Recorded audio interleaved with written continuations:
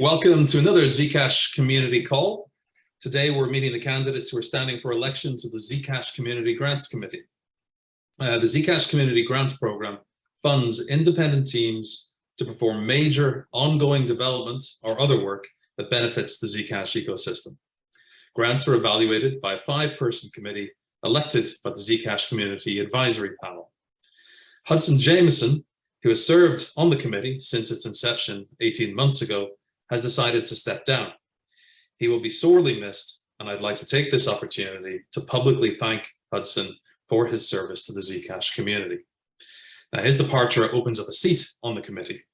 Anyone can nominate themselves, and 5 candidates are standing in this election. I'm going to throw it over now to Dan, our Ecosystem Relations Manager, to introduce the candidates and ask them some questions that have been suggested by the members of the Zcash Community Forum. Dan. Thanks, Jack. So we'd like to thank all the candidates for self-nominating and joining us today on this community call.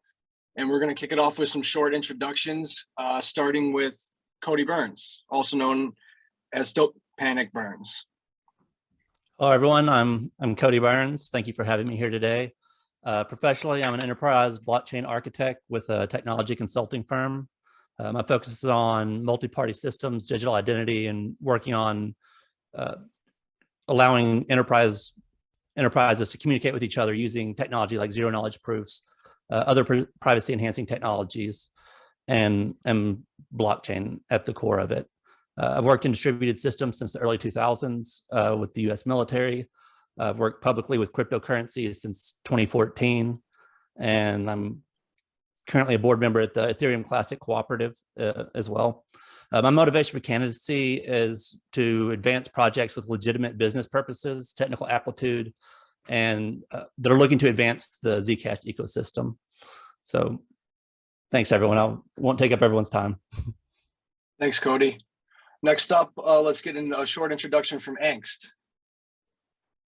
Hi, everybody. My name is Dan. I go by Angst01 on the forums. It's funny, actually, I've never spoken Angst01 aloud, so I'm not really sure how I would want to say it. Professionally, I am a psychiatrist. I'm currently in my final year of a child and adolescent psychiatry fellowship. I am a huge believer in privacy and information security. Before going to medical school, I had a career as a commodities trader, and actually before that, I briefly worked for Citigroup as an intern in their information security department, and was pretty impressed by what I saw and what I didn't see. So I've been kind of thinking about this stuff and trying to figure out ways that I can work on privacy and information security, even not necessarily as someone with a great kind of technical background or strong basis in computer science. So I've been active on the forums for a little while now, try to make positive contributions where I can, particularly interested in the grants side of things and have been for some time. And I guess, yeah, I could ramble on for a long time, but I want to give other folks plenty of time to talk and answer questions. Just as an aside, I have to jump off of this call just before 4 p.m. to meet with a patient, actually. But yeah, thank you. Thanks, Dan. Next up, let's hear from Curious Coffee. Hi, everyone. Coffee here. So first of all, I want to thank the Zcash Foundation and all the candidates for this ability to participate. So just to give you a little background, so I'm currently a senior data and applied scientist at a large tech company. I have a kind of a weird background. I went to law school and business school. I've worked in government for 6 to 7 years, so understand both policy making and I guess economic capital allocation at the government level.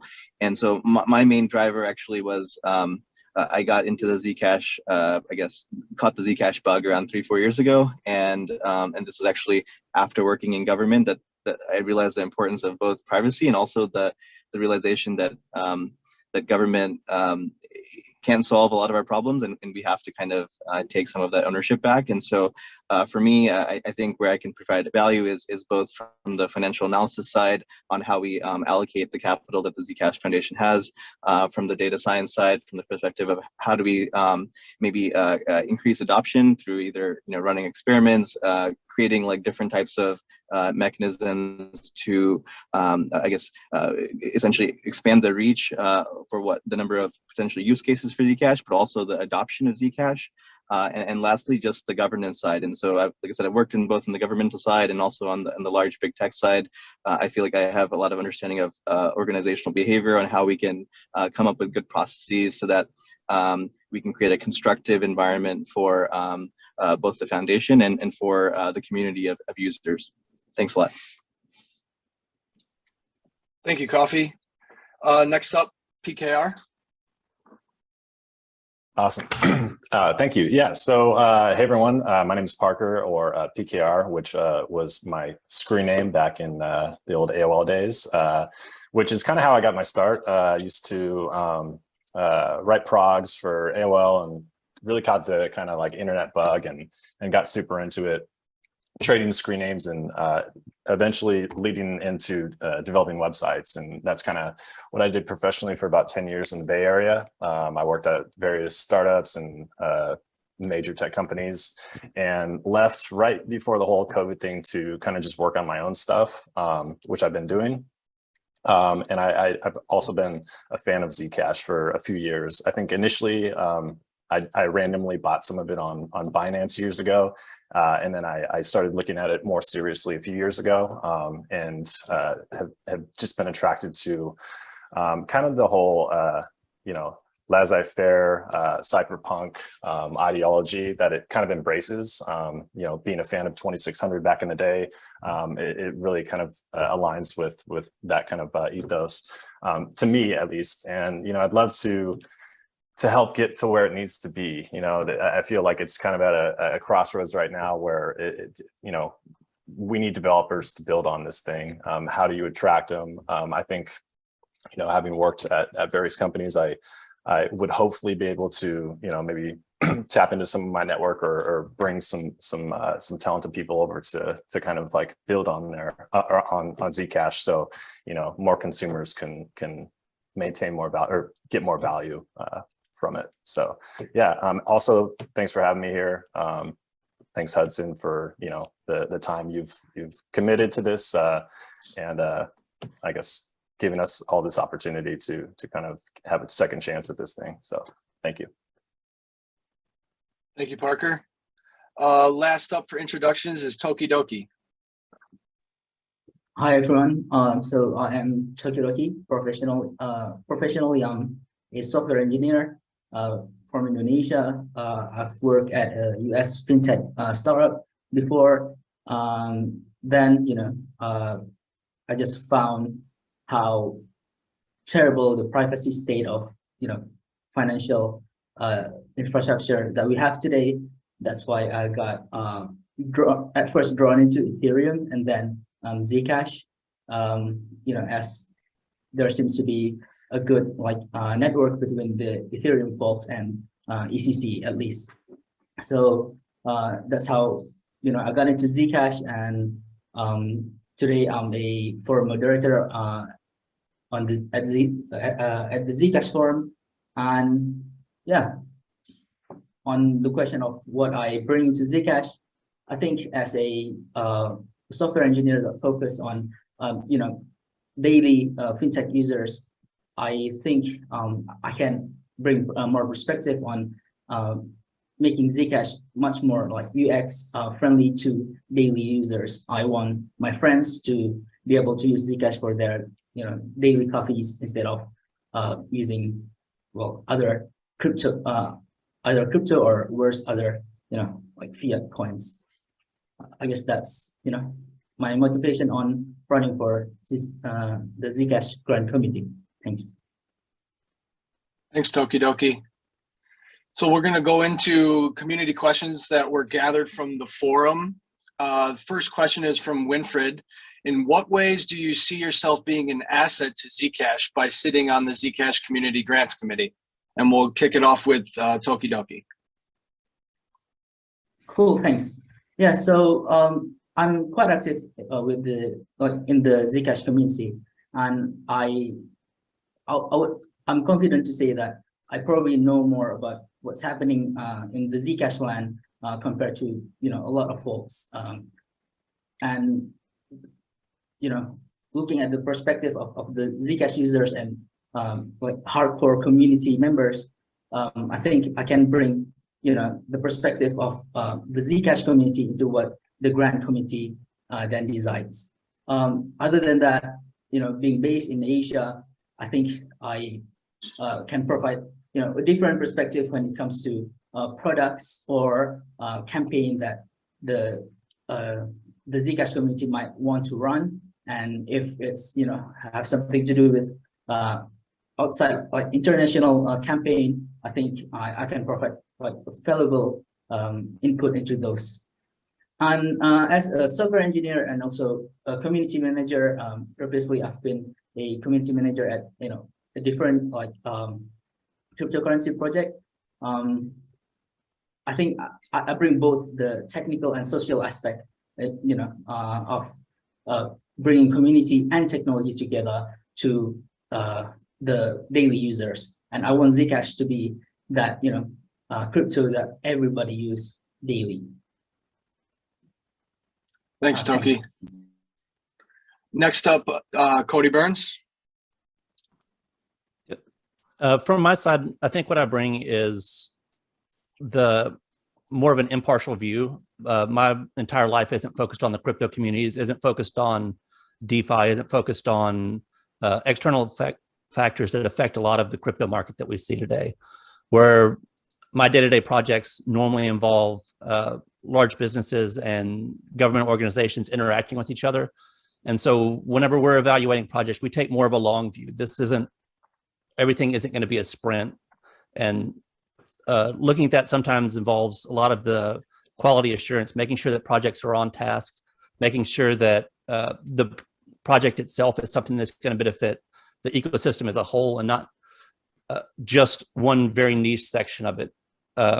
So ensuring that we're getting the most value out of everything we can through the Zcash community grants, because this is a public space and there's a lot of projects out there that are do have well intent, but they may not have all of the forethought of what could go wrong, what can we do better, and how can we risk manage as we go along, so that these dollars that we give them aren't wasted along the way. Thank you, Cody. Next up, Parker. Hey, yeah, I think probably the most obvious one to me that popped in my head was probably just my professional experience, just working at different companies, being able to fairly accurately assess the true cost of like engineering for projects or proposed grants. I have a decent sized network as well that I can kind of lean into. In the past, I've run like a default subreddit, and I would continually kind of poll the members to kind of see how what they wanted. I ran surveys and just did a lot of kind of community outreach, and I think that's important when you're representing the community, is because like you're elected to kind of be the voice for the kind of unspoken people, or the people that don't necessarily want to speak up, and so being able to kind of like figure out what's needed in that realm, I think I would probably also be able to contribute, but that's probably about the main three things I could think of for that. Thanks, Parker. Curious Coffee. Great, thanks. So when I think about like what I can provide, and I think I highlighted a little bit in my first answer, is that if you look at economically what's happening globally, and kind of what's even happening in the crypto space, is that there's going to be a retrenchment of capital. And I think as a person who's part of this committee, it's all about like capital allocation and also being a good steward of capital, because we don't know, like we don't always get great opportunities in our lifetimes, and so we have to say, hey, look, we're going to spend our dollars wisely. And I think the next 2 or 3 years are going to be extremely important for how successful Zcash becomes. And so for me, I think I have a lot of, both as a private investor and also as a capital allocator, for large, large amounts of capital, both on the governmental side and also on the private side, is that I think I can really help establish a framework with a proper, like, I guess, proper dimensionality to say, hey, look, are we allocating capital in the right way, and are we reaching our mission, right? Which is, first, are we giving the proper reach for Zcash? Are we funding the right type of projects which are going to be actually technically feasible, and are we getting the most bang for the buck? I think that's one aspect, both on the financial analysis side and the capital allocation side. And then second, I think, is about growth, right? And so I've worked on a few startups. Like I said, even as a data and applied scientist, it's all about consumer growth. I think I can really help. How do we essentially really try to help Zcash catch like wildfire from an adoption side, both locally here in the United States, but also globally. I have a lot of ideas on the science side on how we can increase our reach with Zcash. Thanks. Thanks, Coffee. And Angst? Yeah, thanks. So first, I just want to say I really appreciate everyone else's very thoughtful answers, and I think that clearly there's a bunch of people here who have a lot to add to the Zcash community broadly and to the community, to ZCG in particular. So I think, I have a pretty maybe unusual background. Some might call it eclectic. I have a pretty good background and appreciation of economics and finance, of trading and investing, of medicine, which I don't know how relevant that is to any of this, but in any event, I think all of these things give me a perspective, I think, that not everyone necessarily has access to. And I think I have a lot of experience in evaluating, different financial instruments and other tools as investments, and trying to understand what helps them work, what helps them doesn't, or what doesn't help them work. I think I have pretty strong interpersonal skills, or at least I like to think that I do. I have a fair amount of experience working with groups of people in a whole variety of settings, and kind of helping everyone work together as a team to get things done that need to get done. I also think I have a really profound commitment to Zcash. I am far and away more invested in Zcash than any other cryptocurrency out there, and I am deeply committed personally to its success. I think that, well, actually, there's another question kind of that addresses some of what I'm going to say next, so I'll save it for that. But yeah, so I think kind of broadly speaking, my background and my passion for privacy and information security and my specific commitment to Zcash, I think, are all things that I could bring to ZCG and hopefully do good work using. Great. Thanks, Dan. With that, we'll go to the next question that we pulled from the forum. This question is from Pit Mutt. What would you consider the top priority for the Zcash community to accelerate the adoption of Zcash? And we'll kick it off to Cody first. If I had to pick one thing, I think would be usability of Zcash and meeting people where they're at today with their investments. Over the last 5 to 10 years, we've seen the digital payments world shift dramatically. My entire bank is now only on my phone. I've never actually gone into a location. So allowing ease of integration is probably a key thing that I would look for in projects, being those on-ramps to just get people in the system, get them using it, whether it's something like Nightfall, where it makes it easy to do shielded transactions, or something that would improve scalability. Now that Halo's here coming, it's important to get the message out to people. So the system's usable, it's here today. In the future, there's going to be more scalability that comes around. And so just making the public more aware of everything that's going on with Zcash. It's no longer, there's no trusted setup. There's, in the future, we're looking at possibly proof of stake. There's possibility of having a succinct blockchain. There's all kinds of huge things that are coming to Zcash. And this is the world's leading implementation of zero knowledge proofs. This is where it all comes from. So make sure we're funding the right projects around that. I think is going to be the biggest form of adoption, or biggest increase to adoption, is just winning it, doing everything the best, or continuing with the path has been laid out so far. Thanks, Cody. Next, Coffee. Sure, thanks. So I think there's three things, and the first thing for me specifically is that even though obviously we keep talking about Zcash as a privacy coin, we have obviously competitors, Monero, etc.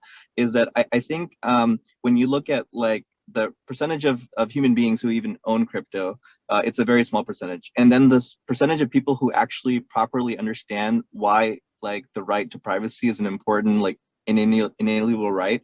I think we're still missing that like big messaging, and I think for me, I would really try to focus on how we as a community really show to the average person why privacy is so important and fundamental to everyone's life. And so I would really try to focus on how we do the privacy messaging in a very clear, thoughtful way. The second part is, and this is kind of piggyback on the previous speaker, is one of the big things also is you know like usability is definitely an issue, and I think how do we address the usability issue? I think obviously we have different wallets in the Zcash ecosystem, but they're not, I don't believe, at the point of time where they're like scalable to like, you know, hundreds of millions or a billion users, and we need to be ready for that type of scalability. So focusing on both like on the wallet side and also on the side of you know, how do we make it as easy to onboard onto the Zcash ecosystem quickly as possible. That's my second. And then third has to do with how do we like essentially increase growth, which is kind of what this question is asking.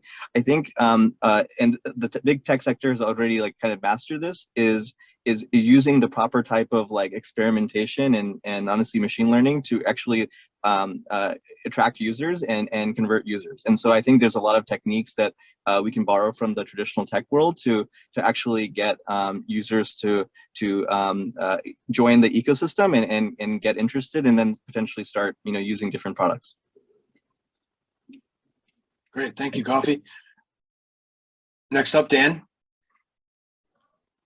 Yeah, so I want to first off say that I genuinely believe in Zcash as a tool to transform the world for the better and to restore certain rights and freedoms that we kind of took for granted, you know, about privacy and personal security. And in my view, the best way to ensure that Zcash takes that position and is able to fulfill its mission is price stability and price appreciation. So those are great things to talk about, right? Like we would all love the number to go up. There's some weird trickery that we could do to try to make that happen, but I'm not advocating for any of that. I think that we need to ask ourselves the question, how are we going to deploy our capital as ZCG to try to maximize these things? You know, bring people to Zcash, get people buying Zcash, get people using Zcash, which will lead to price appreciation, price stability, and create this positive feedback loop where people want to own Zcash. Why do people want to own dollars, right? Why is dollars the world's reserve currency? Because you can use US dollars to buy treasuries, to buy US stocks, to buy goods and services that are manufactured or produced in the United States, right? We want Zcash to be similarly exchangeable for things that people want.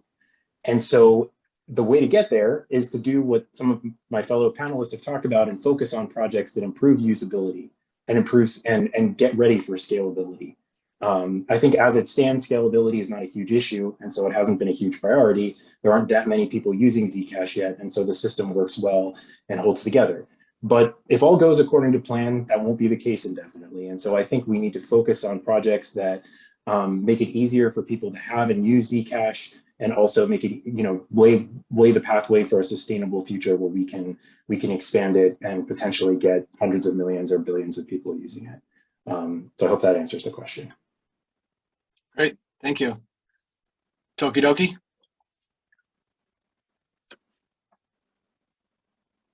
Sorry, I was muted. Yes.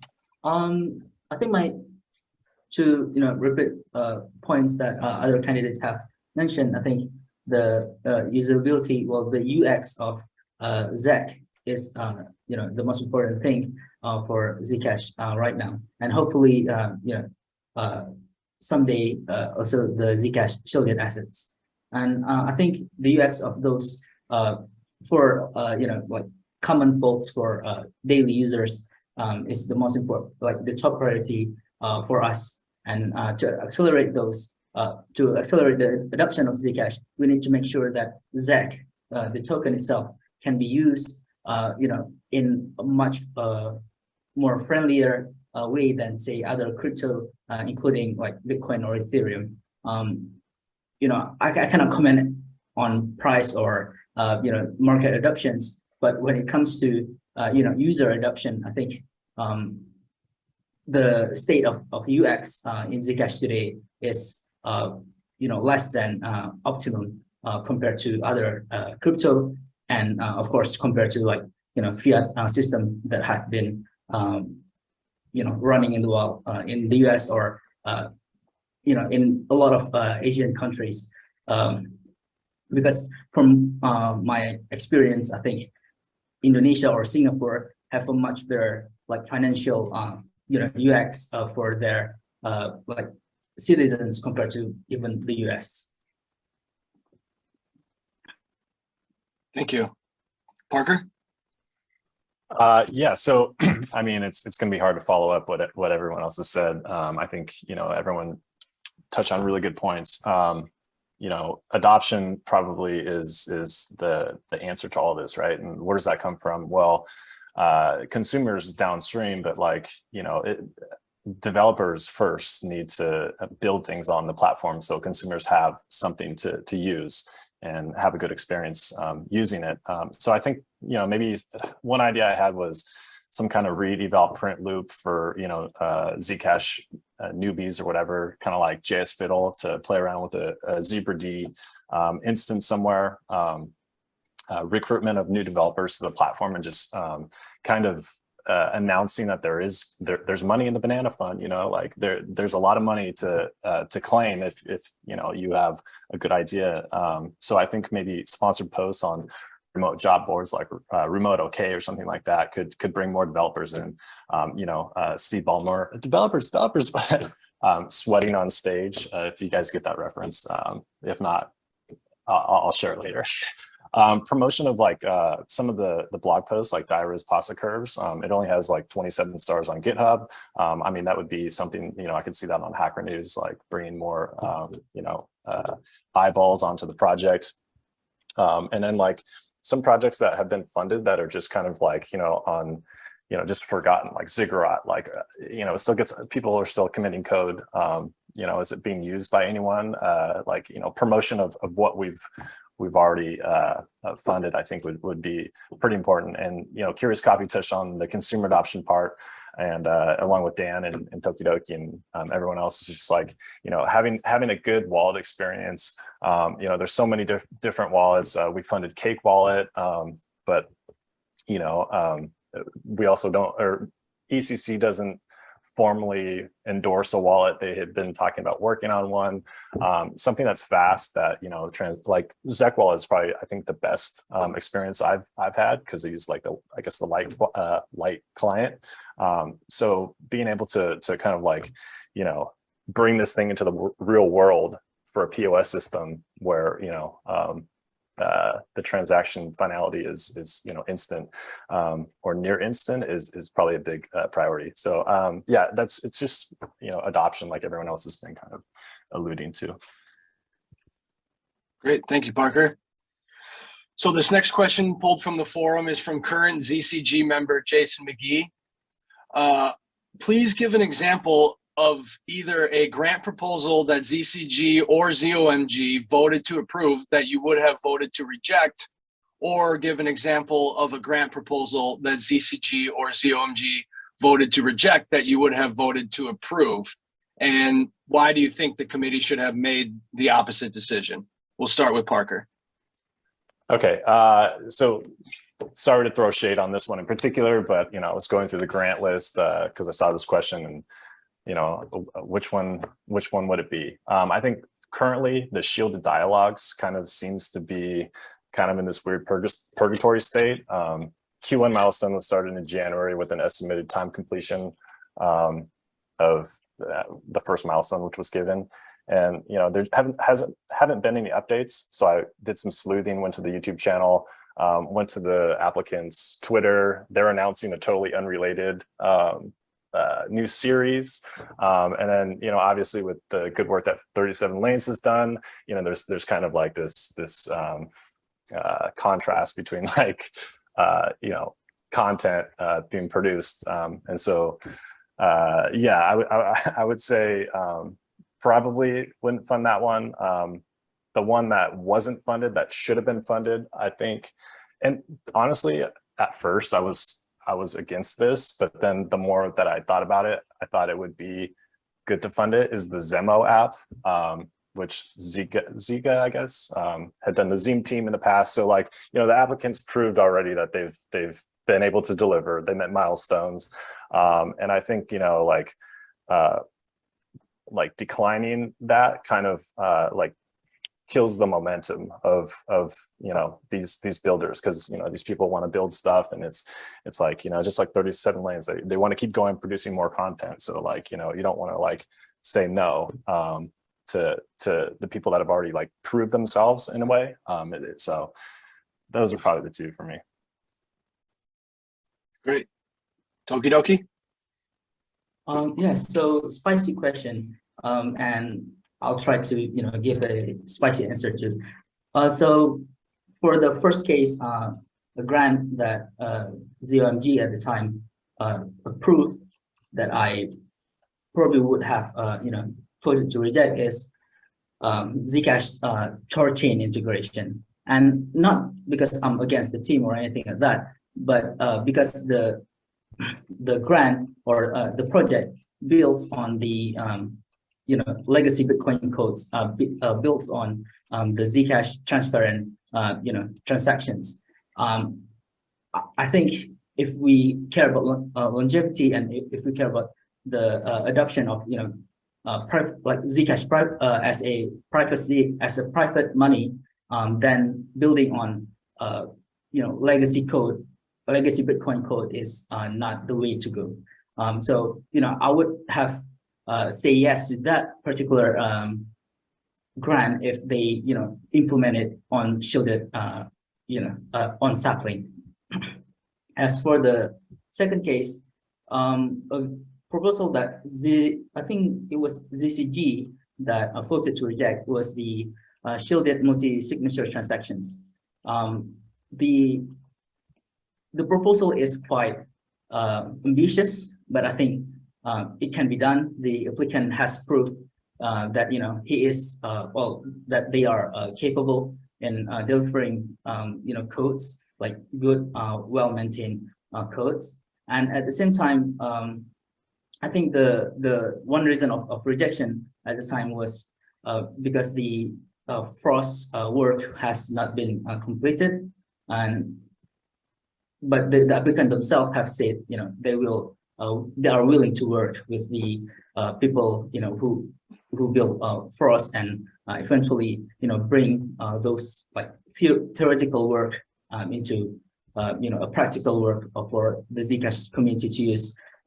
You know, so I would have to, I would love to, you know, to have been able to vote yes for that particular grant.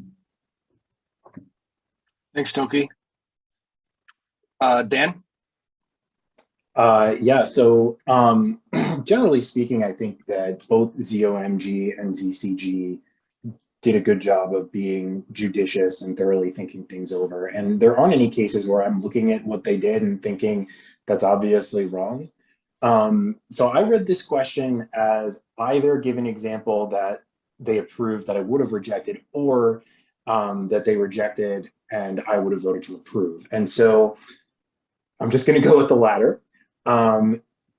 Interestingly enough, given that he's here, the one that really kind of sticks out to me, and I think, maybe we should have given a little bit more thought to that and considered it a little bit more seriously, was Tokidoki's proposal to be a full-time moderator and technical writer. I thought there was a lot of value in that proposal, and that the you know, that community moderation on a variety of different platforms is really key to getting people to participate and encourage new user onboarding. And I thought that it was a relatively small cost to look at in the grand scheme of things. That said, I'm not necessarily saying I completely disagree with the committee's decision. It's just one that sort of at first glance I was like, oh yeah, actually that does sound like a really good idea. Yeah. Thanks, Dan. Cody? And for mine, I read it the same way. I would have to agree with Toki that the one that I was most, I guess, disappointed with or interested in it being rejected was the multi-sig wallet. Just because it would be a chance for an outside party who's not ECC or the Zcash Foundation to do development on something that would be implemented at the core level. So it was an interesting opportunity. From what I understand, it's not been pushed off. We're still waiting on the Frost implementation to get finalized. So it could come back up in the future, and it would be interesting to see an outside party, someone who's not core ECC, doing development at that level.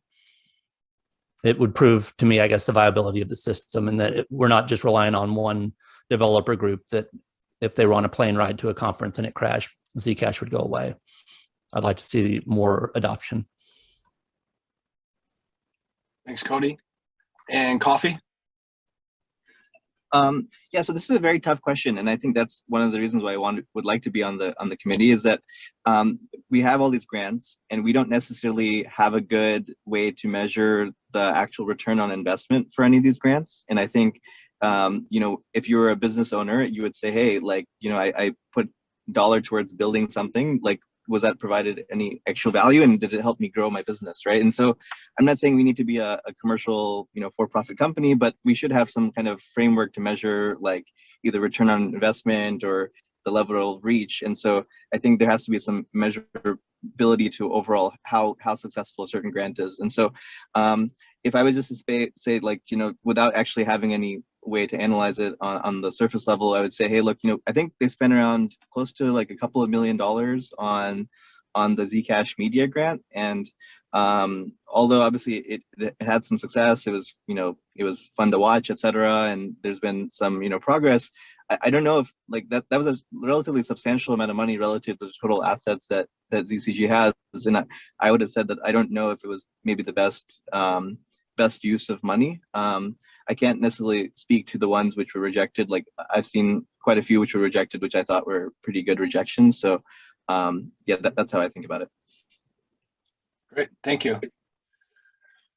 The next question from the forum is from another current ZCG member, Brunch Time, known as Brunch Time on the forum. What mechanism or mechanisms do you think would best prevent conflicts of interest and maximize incentive alignment between ZEC holders and ZEC's institutions?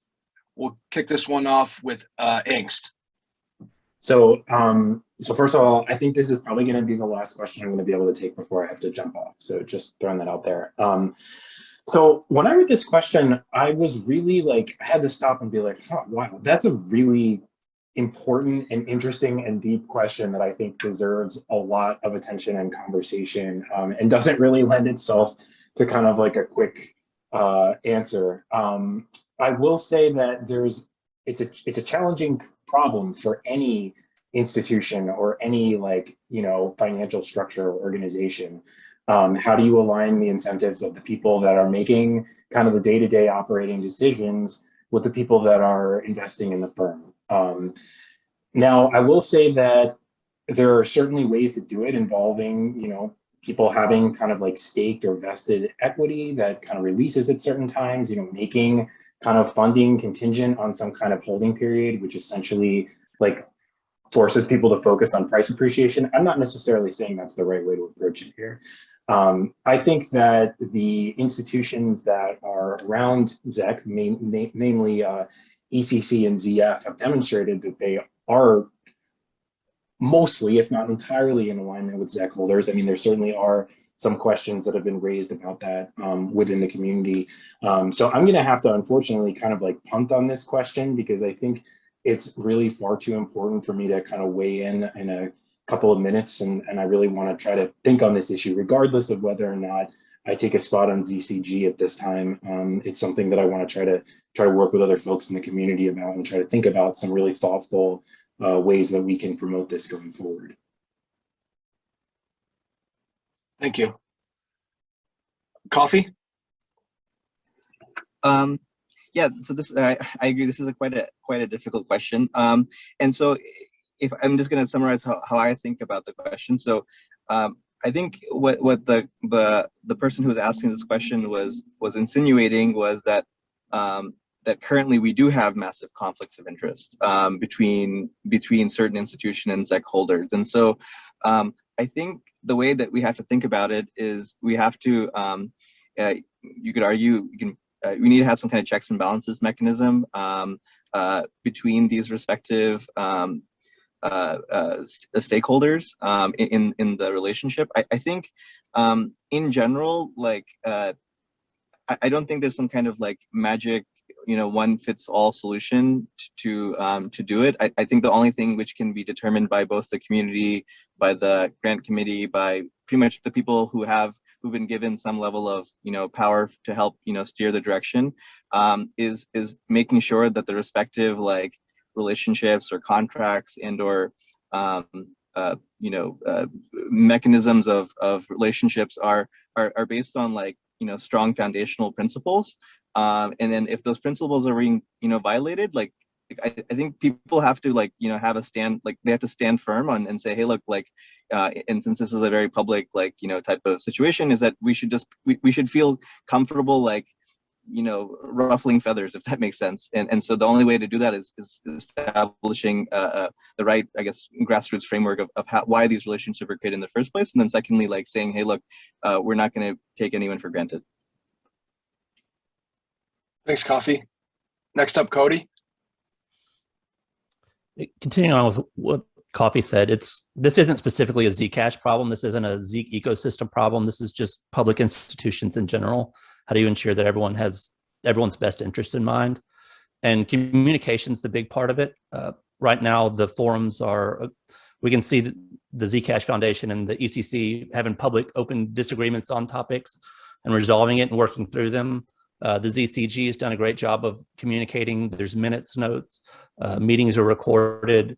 So there's a lot of information out there for anyone who wants to be that observer on the wall of seeing the interactions that happen between the different components. So I think that's finding ways of doing that, being sure that we're transparent in what we're doing is a great first step. At least it's not going to solve the problem, but it gets us to where we need to go right now.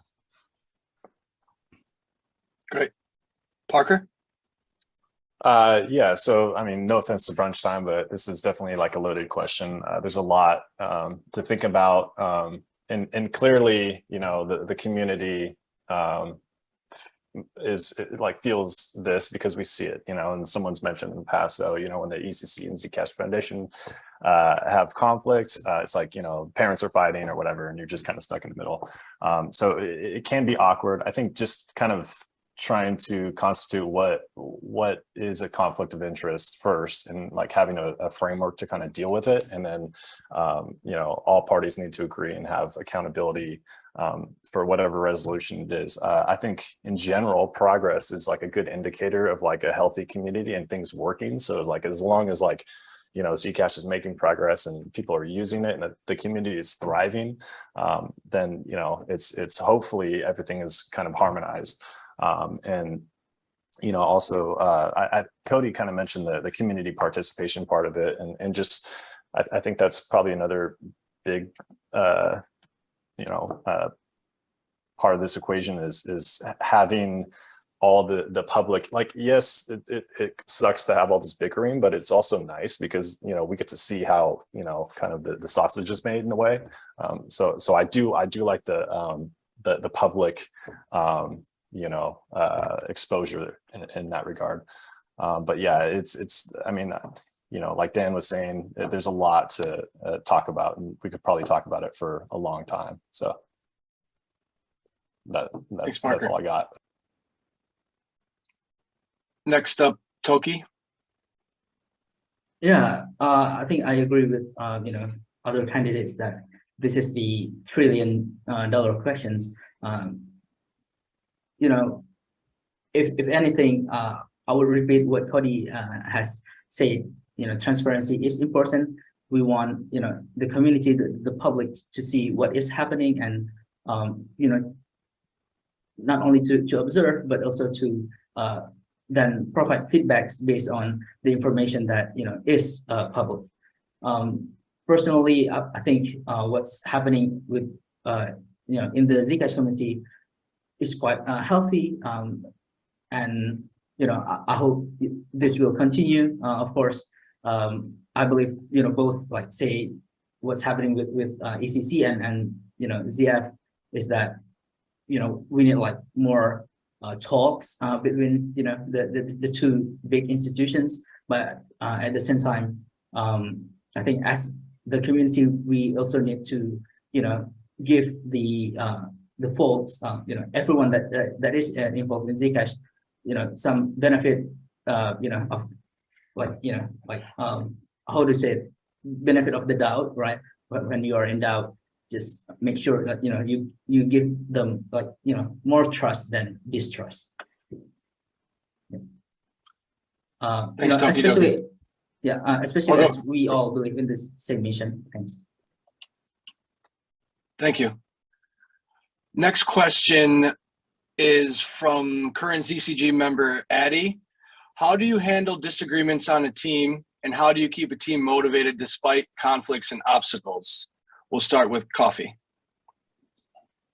Thanks. So this is like, yes, obviously creating harmony across, you know, the committee is extremely important, because we want to be, you could argue, you want to be a unified front if we're trying to lead the community to, you know, like a positive outcome down the road. I think one of the biggest things I've seen when we have disagreements, at least in my past experience working at different organizations, is that a lot of time people don't feel that they're properly heard. And so making sure that, like, the different members try to create like an open framework, an open mind, where people feel that their ideas are being, they might be like disagreed with, and there's nothing wrong with disagreement, that's healthy, but at the same time that they've been properly understood, and they properly understand how they can, like, validate what they believe in. I think creating frameworks which allow people to voice their opinions, but also create, like, voice their opinions, but in a very methodical way, where it's not necessarily just, you know, people holding grudges, or people you know, just I don't want to say becoming emotional, but sometimes that's what happens once we get into disagreements, is creating a thing to say, hey, look, let's unify on our larger goals. And I think that's one thing which maybe the committee can really focus on, is creating like a little bit more of a formalized framework on how we start evaluating the grants, and creating proper, like, you know, weighting towards certain decisions. And so I think when you have that kind of framework, it gives the team members to say, hey, look, let's step back from our disagreement, and let's focus on what we really like, how we like value certain things. And once you have those proper value systems and have the proper like, I guess you could argue, like, leadership principles, it'll allow people to harmonize even if they necessarily disagree with each other. Thanks. Great, thank you. Parker? Yeah. You know, another obviously, like, taboo kind of topic to talk about, but it's prevalent everywhere in the workplace. I think it kind of depends what the disagreement's on. Like, if it's something that I feel like pretty strongly about, I would probably, you know, try to present with some kind of research, facts, logic. And if it's the inverse, I would ask the other person to kind of convince me with facts, logic, rather than feelings, which, yes, you know, we're humans, we're going to get emotional at certain times. But then just kind of like, you know, thinking of the whole picture of, like, you know, what's the whole goal of this whole entire, you know, committee? It's to kind of like progress the project, and drama and everything else and disagreements are kind of the antithesis of that. So, you know, I like to be as easygoing as I can and try to de-escalate if necessary, maybe with some humor sometimes, but, you know, yeah, you got to think of, like, the big picture. You know, how do we get to the finish line, you know, without, you know, bickering at everything, and just learn, you know, which battles to pick, really. Great, thank you. Tokidoki? Yeah, well, this is also, I agree that this is also a hard question to answer. But in general, I've learned that disagreements is healthy, and you can make sure that nothing like major happens if you don't take yourself too seriously. Because as an individual, you don't know all the facts. You don't have the same amount of knowledge that the other individuals have, and at the same time, people will have different perspective based on how they see the world, how they what their experience is, and also more importantly, what are their values are. So in terms of disagreements, I think I prefer not to take myself too seriously, and make sure I trust other committee members that we believe in the same mission. We have different views on particular topics, but that's okay. And if my viewpoint loses in terms of like a grant decision, that's okay too, because at the end of the day, I trust my teammates in this case. And about the motivation parts, I'm not sure how to keep everybody motivated if it's not like for Zcash, right? I mean, if your mission is Zcash, then I think everyone is it's easy to motivate people when you have the same mission. And you just need to remember to remind everyone that hey, remember our mission. That's what we are going to do.